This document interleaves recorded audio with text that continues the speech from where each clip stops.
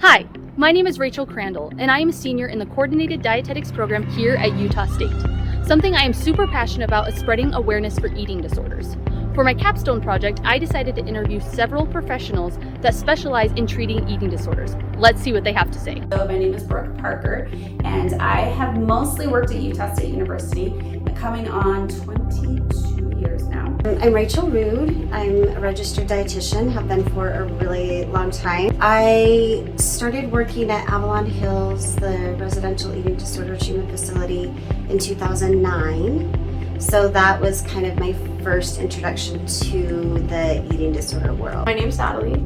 I've been a practicing dietitian for the last year now, and the only place I've practiced is at Avalon Hills Eating Disorder Treatment.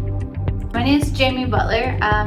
I've been practicing as a dietitian for about 6 years now. I started in skilled nursing facilities, and then about a year ago I moved over into eating disorder residential care. So the counseling center asked at one particular time if I would come up to their office a few hours a week and work with some of their eating disorder clients. They felt like they would feel maybe more safe to be in that environment there, and I would just come up. And I was scared.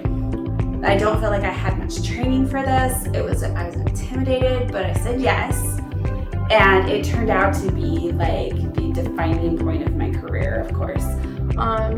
Eating disorders are really prevalent. I grew up around doing a lot of sports that have a lot of weight, factors in it. And so I've seen a lot of eating disorders like through college and high school and all that. And my main interest is in sports nutrition. So I thought that getting a good background in eating disorders would be a great place to start.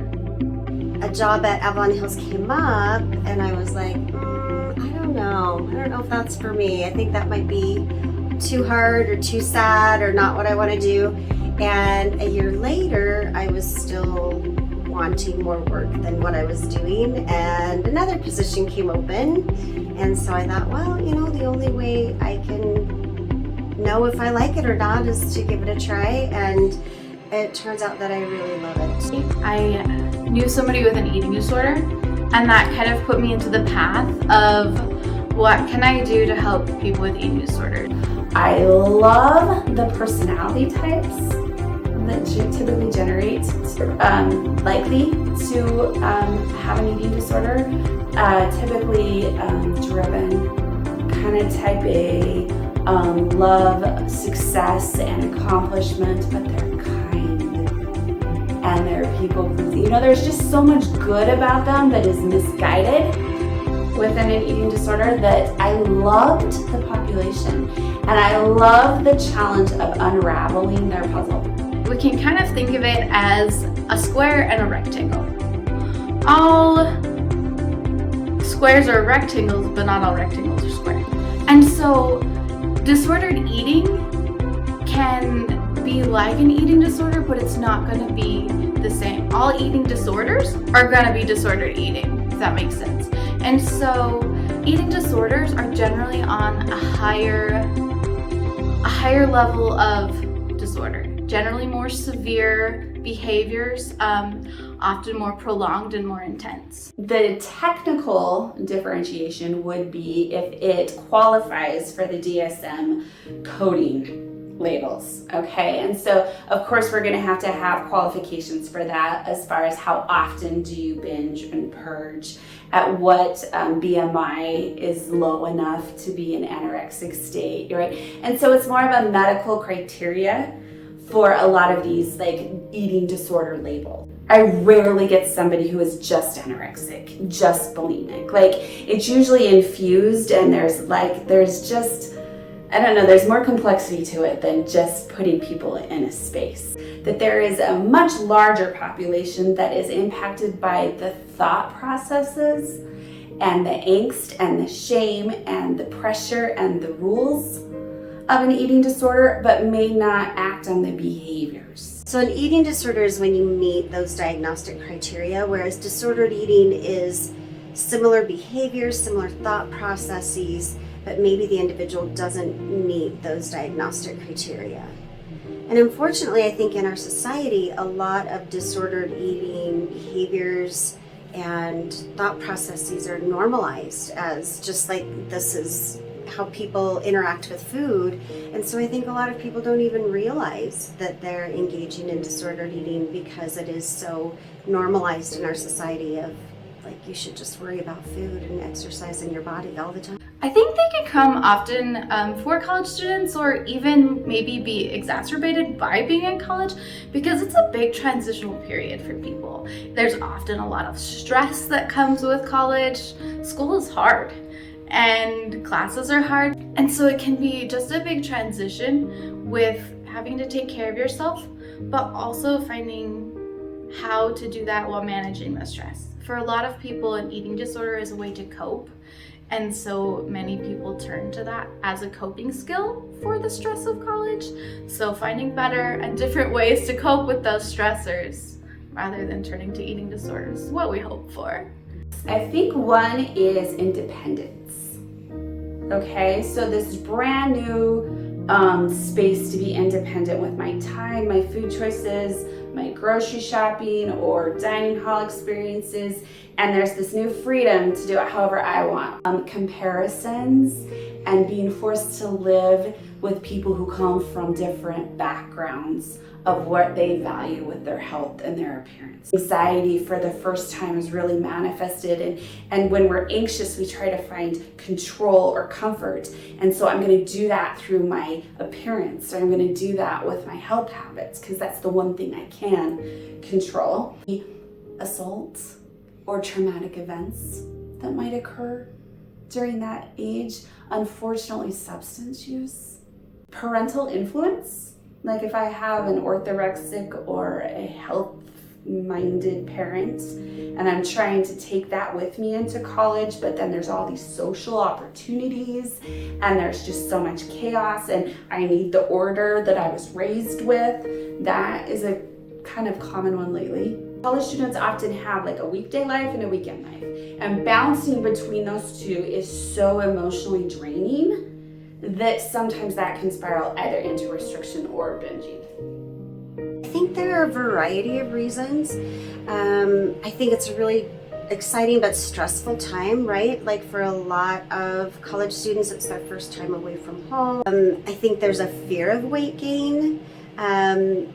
Hearing about like the college 15 or whatever, and so girls are like, that's not gonna happen to me, and I'm gonna make sure that I'm working out and eating healthy. I think a lot of times it can be influenced by roommates. That is so unfortunate that you can get a group of girls, and maybe a girl that, and I'm saying girls, it is, tends to be who I see, but I definitely see males that struggle with eating and eating disorders. But I think kind of they can learn from their roommates of like, oh, I thought this was an okay way to eat, but maybe it's not okay. Like we see with like our adult patients that have had eating disorders for however many years, it makes it so much harder to treat versus if we get someone in like either in adolescence or just at the beginning of their eating disorder, it makes it much easier to break through like those disordered eating habits or like behaviors or patterns and really get to the root of it faster. It's kind of like any habit. The longer you keep doing it, the harder it is going to be to stop. For a lot of people that have that I've worked with eating disorders that have, had them for many, many years, it starts to become what they feel as part of their identity. And when you're trying to change your identity, you feel like you've lost your whole self. So it's really hard when it gets that far. So the earlier intervention is typically where we can shift the values a little simpler. So I kind of feel like we have like these core value spaces of belief with where I fit into the world, how do I find balance and order. And if we become really entrenched that the eating disorder is the way to achieve that, it takes much longer to unravel that. Another reason too, if we get into a malnourished or undernourished brain, the logic really kind of leaves us. And so to replenish your ability to think logically, it adds months onto your journey versus if we could stop it before the body and the mind become undernourished. I just think it can very quickly become just so entrenched and so compulsive that it's really difficult to let go. I think one of the challenges when someone's very entrenched in it and have been using those behaviors for a long time, our bodies kind of strive for homeostasis. So our body does its best to survive on not much food or adapt to negative behaviors as far as like purging or laxative use. And so trying to shift that a lot of times initially feels worse than better. So a lot of the times motivational interviewing is very helpful because oftentimes just telling somebody what to do gets like, you know, it's not their idea, they don't want to try it, they don't feel like it's going to work. But when you get people to talking and answering questions, and they come up with those ideas on their own and they're able to see different things and how they can change. It really kind of varies from person to person, but I really do think motivational interviewing is so key and so important of, you know, the why. Like, why should you do these really, really hard, difficult things in the moment? What's motivating you to want to recover? And can you tap into that in those moments when you're trying to decide, should I eat or not? Should I sit with my fullness or not? I also learned how to do more DBT, which is like, how do we sit in discomfort? Which then some exposure therapy is also beautiful, especially for the new diagnostic space of ARFID. Intuitive eating is my staple and my standard and always will be with nutrition. And then the body image one, because that's the other topic I really like to approach, I've just had to grow within that too. We do a lot of different, probably some of those same therapy techniques, but we try a bunch of different angles. And analogies are really important, and they'll usually be like, I relate better to this analogy than that one actually. And I'm like, cool, then that's what we'll go with. Very first clients, I make them name their eating disorder. And it helps me so much so that when we discuss their situations, I'm like, okay, what do you think about that? Okay, what does your eating disorder say about that? And they'll be often very, very different things. A lot of clients we have find that opposite action is a great way to break through some of those behaviors that they use. And it sounds so simple or just kind of dumb in a way, being like, oh, well, obviously don't do the thing. But really, if you take the time to be mindful and engage and really assess how you're feeling in the moment, what the behavior is that is coming up for you, and actually like putting in the effort to not do the behavior, do the opposite of that behavior, it really over time helps break that habit. To understand that it's complicated. I think there's this feeling, you know, people oversimplify, oh, it's about control, it's about being thin. But it's so complicated and so in-depth. Shift away from negative food talk, negative body talk. It's so harmful and it's so damaging, and I don't think people realize. You know, I have clients who remember a negative comment that was said to them in elementary school, right, that they just hold on to. And you don't know. You don't know who the people around you are that have eating disorders or struggle with disordered eating, because it's not always, you know, we see these extreme cases of what people with eating disorders look like, and most of them aren't that stereotype. A lot of them are people that you wouldn't even guess have eating disorders. They're everywhere and they don't look a certain way. I think that's the biggest thing. I think that there's a lot of, you know, weight bias and things like that, and just because someone looks a certain way doesn't mean they're healthy or unhealthy, and doesn't mean they need help or don't need help. Definitely. First thing I would tell them is you can't peg a body that has an eating disorder. I would want to get that myth out of existence. Like, I can find an anorexic, I can find no, most of the time you can't. Fat talk, diet talk, praise of appearance or weight, things like that, those are toxic to many individuals. So the casual words you say some of the things that you do, you have no idea how triggering you can be. So to become more mindful and more gentle and respectful. And I also really like, because with the college setting, I love to help that population, like, how do you want to raise your kids? How do you want your kids to view food, to view fitness, to view their body, to view photos of themselves? Because you kind of set the tone of how they're going to be able to experience that at first. I think the biggest thing to know is that people of any age, weight, size, race, gender, anything can be affected by eating disorders. You don't automatically look at a person and see that they have or they don't have an eating disorder. And so being body positive around anybody and just not body shaming, not making comments on people's bodies like to people or about other people, because even if you're not directing comments at people, they can take that pretty harshly. That it's possible to get help and it's possible to break away from those types of behaviors, and like there's a lot more to life. And I know it seems like a lot of people, there's like a huge body image component of that, and honestly like the least interesting thing about a person is the way they look.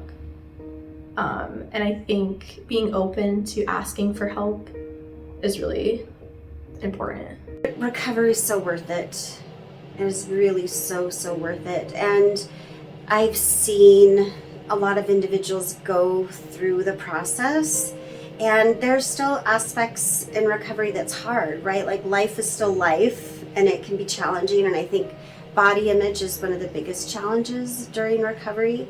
But I also try to remind them, like, body image isn't great in your eating disorder. That's kind of the big lie of eating disorders, is that you will be happy and love your body and be confident when you reach that goal weight of whatever it is. And it's a lie. You're still unhappy. It's still not enough. It's still not good enough. So I think a big thing is just to know that there is hope.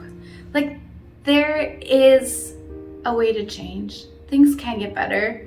You don't have to live with an eating disorder controlling your life forever. In the end, as long as you get up and keep trying again, then there's hope. There's somewhere, there's someone, and something that can help support you. So the one would be that recovery is possible, but recovery isn't just that this is gone forever. I like to tell my people recovery is like we took something that was like at a 9-10 volume and consistency, and we dialed it down to a 2. Manageable. I might still have some of the same thoughts come across my mind, some of the same vulnerabilities, but they're so quiet, I can completely exist and head towards my values. This one's a hard one to just resolve on your own. And it's really hard to resolve on your own because you can't abstain from your addiction. Does that make sense? You can't abstain from this problem. You have to go through it because you have to fuel your body. And so you have to find moderation. Like, that's the only way you're going to get through this, is learning where gray is and learning where balance is. You can't just be like, okay, I'm going to shut that off with some other, life challenges. And more than anything, I would tell them it takes time. My average is at least a year to have someone that I truly feel is like good, like stable, like so confident I can take on whatever, comes my way. I will get rattled, but I will rewrite myself, right? About a year. Some people 4 or 5 years.